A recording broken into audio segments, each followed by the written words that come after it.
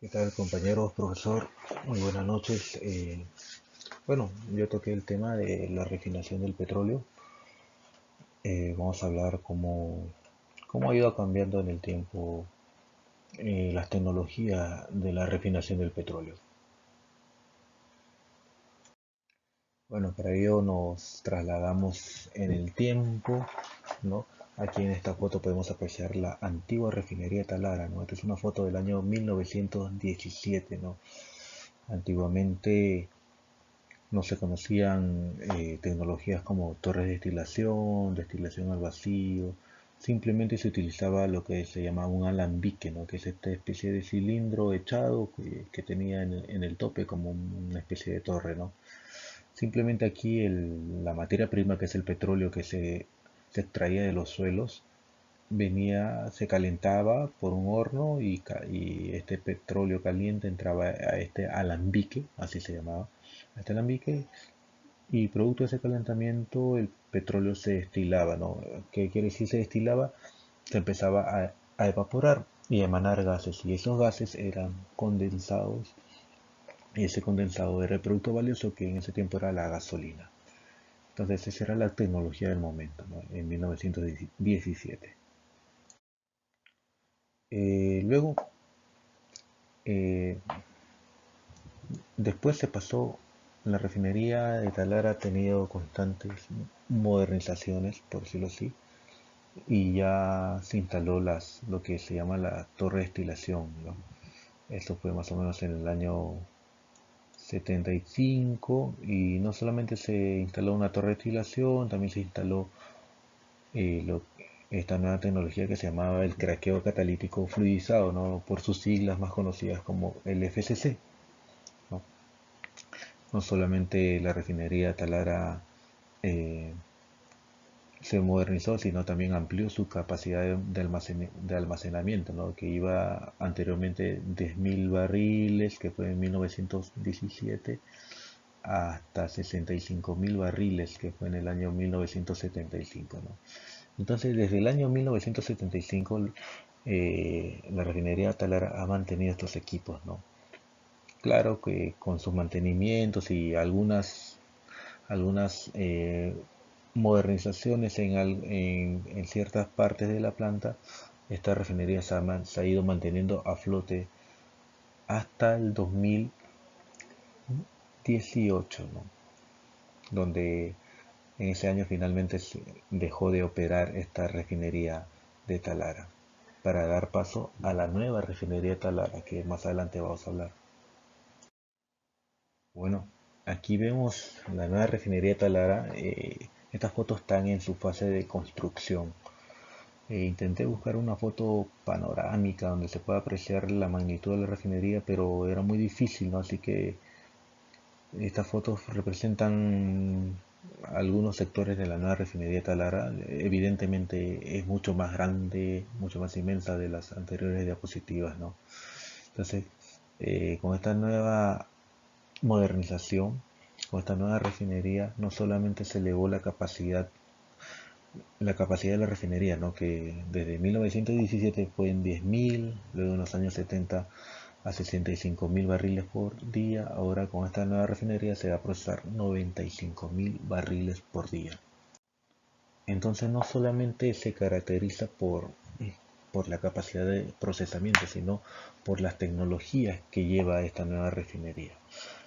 ¿Qué tecnología? Por ejemplo, va a haber tecnologías nuevas de hidrotratamiento, tecnologías nuevas por ejemplo, de procesar crudos mucho más pesados que antes no se podían procesar con la tecnología antigua que se tenía la refinería Talara. Ahora, muchas veces estas modernizaciones de refinerías o de cualquier tipo de industria no solamente viene por un tema de innovación, sino también viene por un tema coyuntural, ¿no? En este caso, para la refinería de Talara, el tema coyuntural fue el tema de los combustibles limpios, ¿no? Un tema ambiental. acá en esta diapositiva, por ejemplo, nos preguntamos, ¿por qué el mundo se está cambiando a combustibles con muy bajos niveles de azufre? ¿No? Entonces,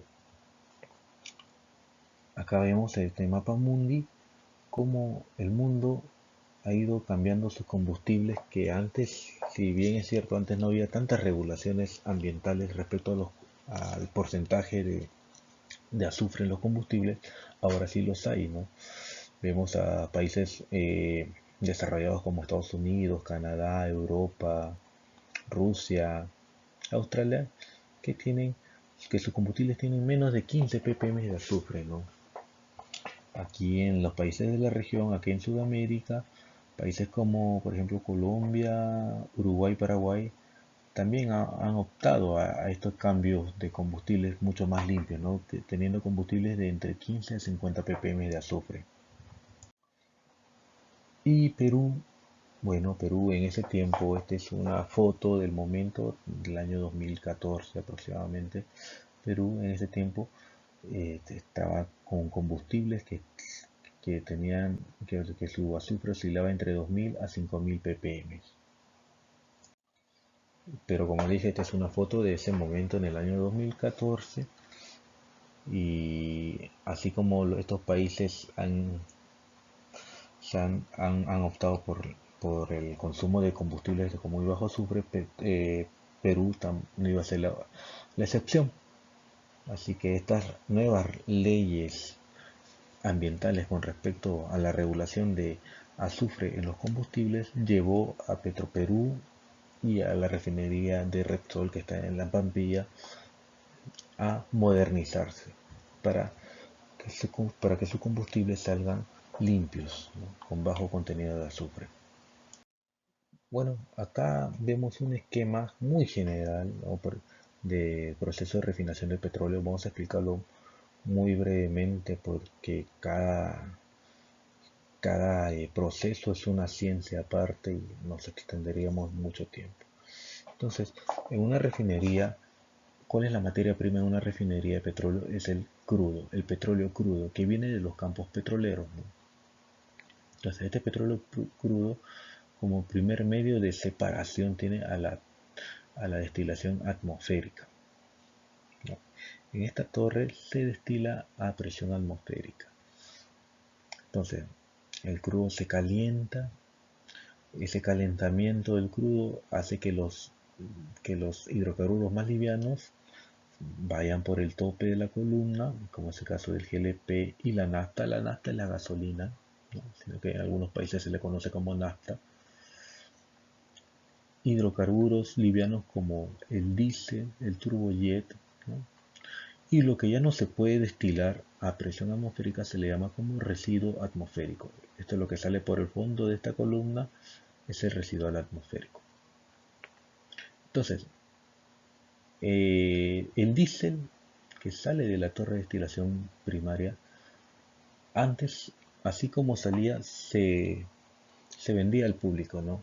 Pero ahora no se puede hacer eso por las regulaciones ambientales del azufre de los combustibles.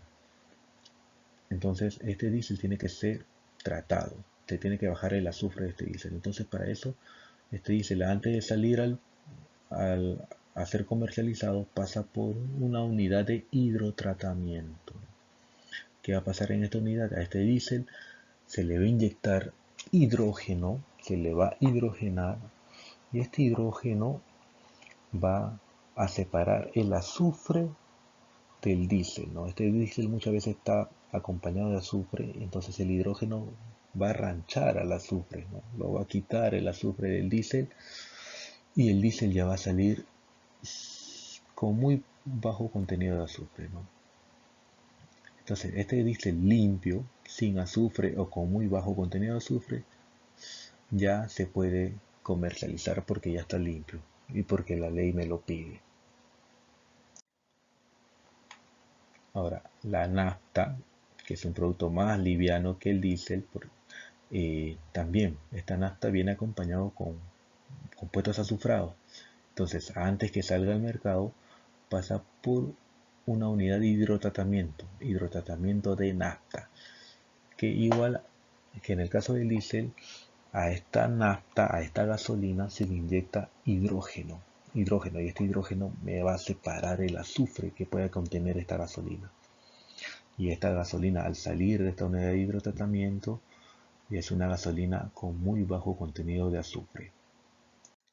Me estaba olvidando una cosa muy importante para, para poder llevar a cabo este hidrotratamiento tanto del diésel como de la nafta o gasolina.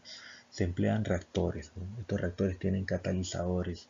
Estos catalizadores me ayudan a esta reacción química, de que el hidrógeno retire el azufre, ¿no? Sea más selectivo, ¿no? Y para eso se utiliza en ambos tratamientos eh, catalizadores. Bueno, acá la nafta, después de haber sido hidrotratado, ya sale la nafta limpia con muy bajo contenido de azufre, y esta nafta pasa por una unidad que se llama reformador catalítico. Eh, bueno, lo vamos a explicar de esta manera. Esta nafta, esta gasolina, tiene cierta cantidad de octanaje, ¿no? Y ese octanaje con lo que sale no es comercialmente, no se puede comercializar porque es muy bajo. Estamos hablando de un octanaje de 60 octanos o de 60 de ron. Entonces tú a un carro no puedes meterle esa gasolina. Entonces necesitas subir el octanaje. Entonces esta, esta unidad de reformador catalítico te sube el octanaje de esta nafta, ¿no? Entonces esta nafta antes que sea comercializado pasa por este reformador catalítico, y este reformador catalítico, ¿qué es lo que hace? Le sube el octanaje a esta gasolina o nafta, y recién esta nafta ya limpia, porque ya pasó por un hidrotratamiento de nafta y ya con un octanaje adecuado ya puede ir a ser comercializado, ¿no?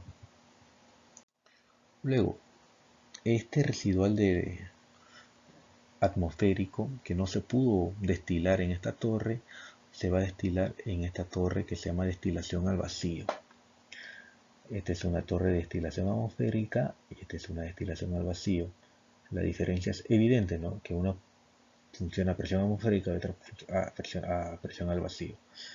Entonces, ¿qué me permite que en esta torre esté al vacío? Que los puntos de ebullición de este residual, ¿no?, sean más bajos.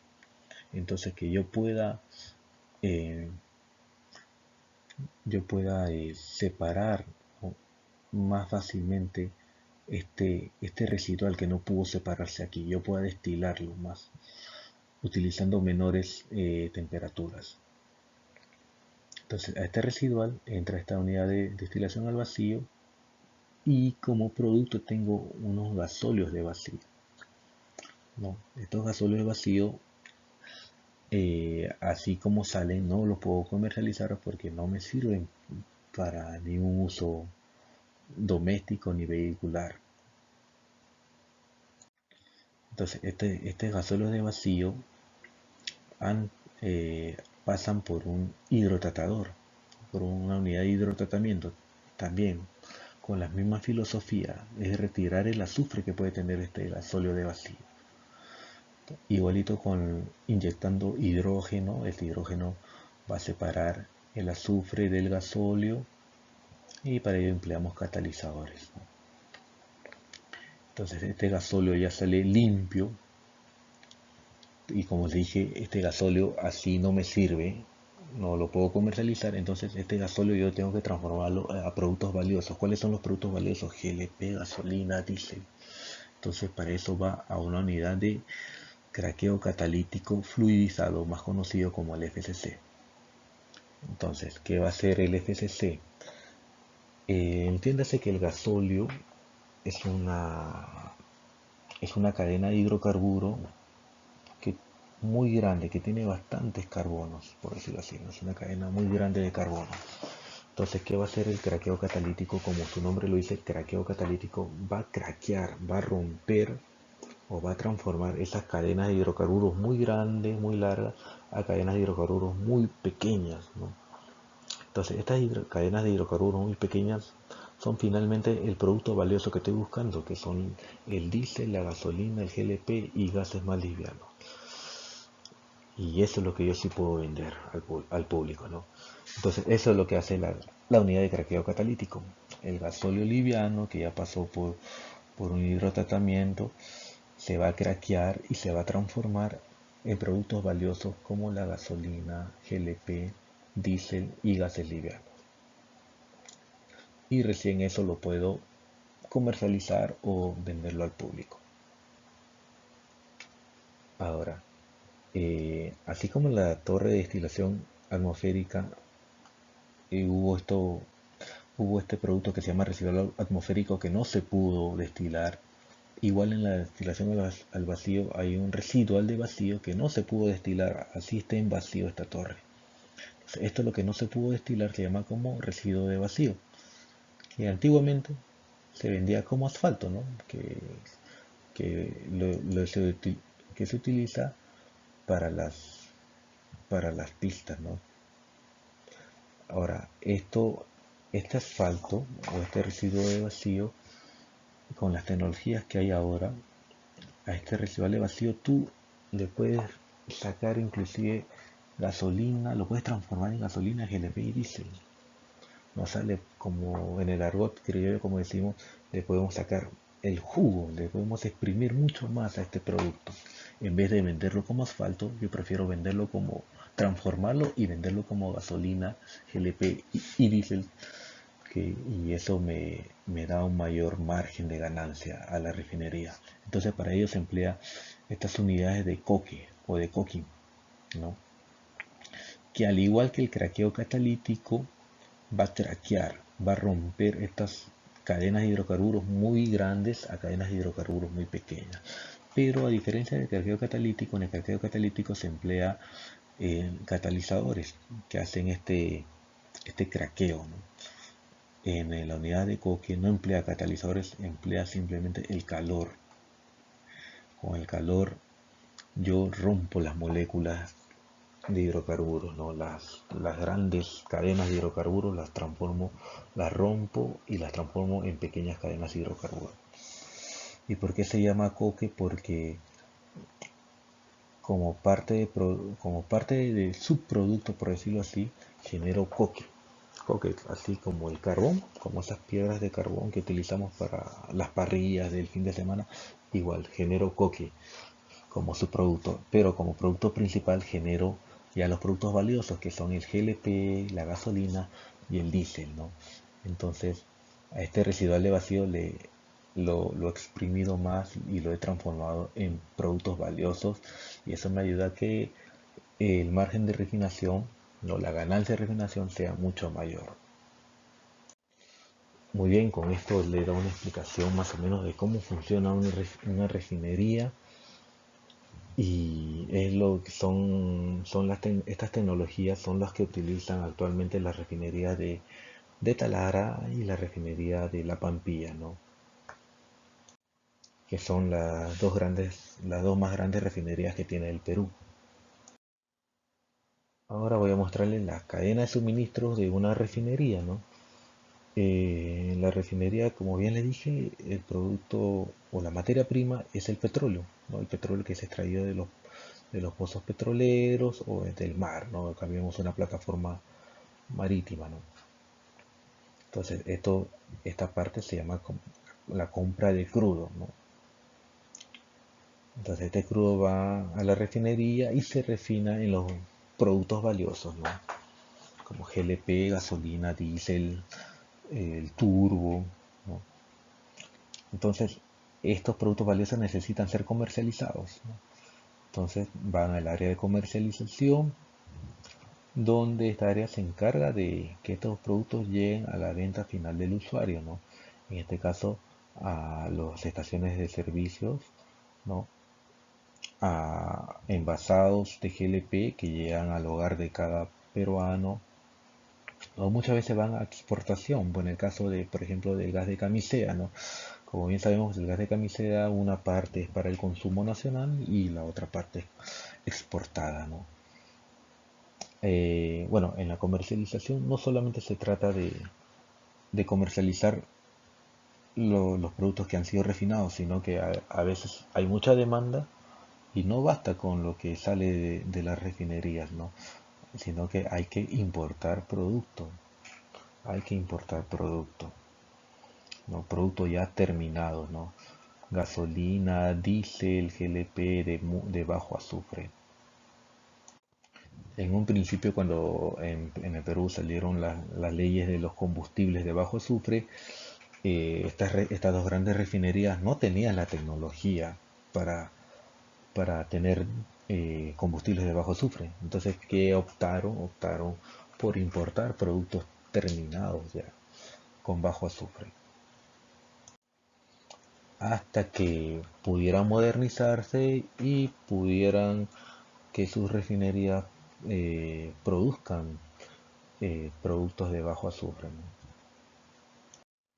Bueno, antes de llegar a las conclusiones, solamente mostrar una pequeñísima parte de lo que es la cadena de suministro de una refinería, porque no solamente se trata de hidrocarburos, ¿no? De comprar crudo, refinarlo y, y vender el producto valioso, ¿no?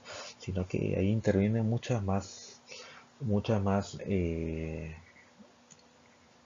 suministros, ¿no? No solo, como les comenté, hay estas nuevas tecnologías de hidrotratamiento emplean catalizadores, ¿no? Esos catalizadores no los venden en el Perú, hay que comprarlo en el extranjero, ¿no? También se necesitan bastantes mantenedores, ¿no? O sea, no basta con el personal propio de la empresa de mantenimiento, sino que hay que contratar terceros, ¿no? Entonces hay todo un movimiento de personal inmenso para poder andar estas refinerías, ¿no? Inclusive hay servicios muy personalizados, por decirlo así, ¿no? Eh, Hay servicios que inclusive no los encuentras en el Perú y tienes que contratar en otros países.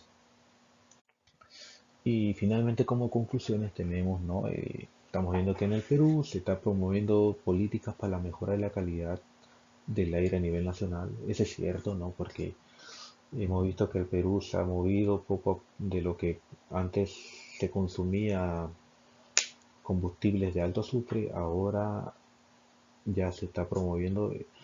Es más, ya hoy en día, noviembre de 2022, en todas las regiones del Perú ya se vende combustibles de muy bajo azufre.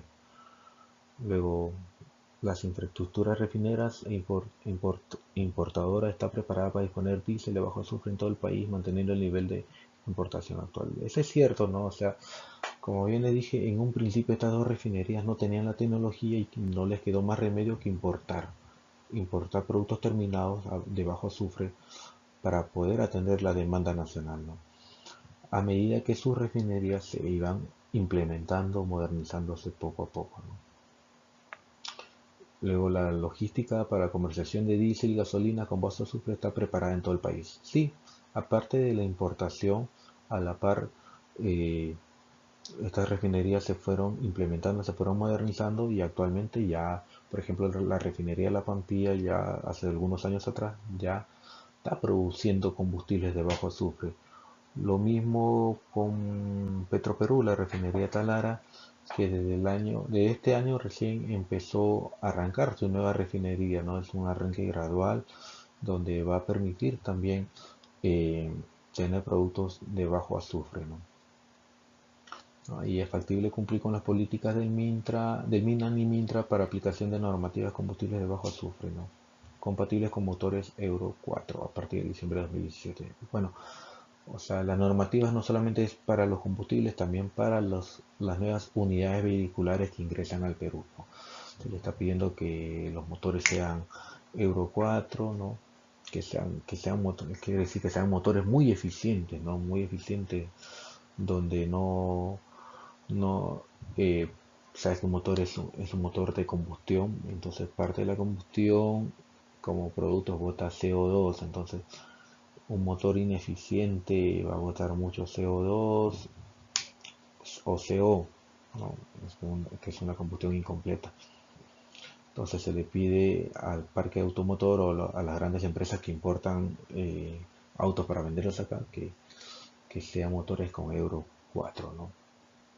Y a la par, bueno, el, la producción de combustibles limpios. Bueno, ese es lo que quería comentarles. Les he resumido muy brevemente esto, lo de la refinación del petróleo. Gracias por su atención.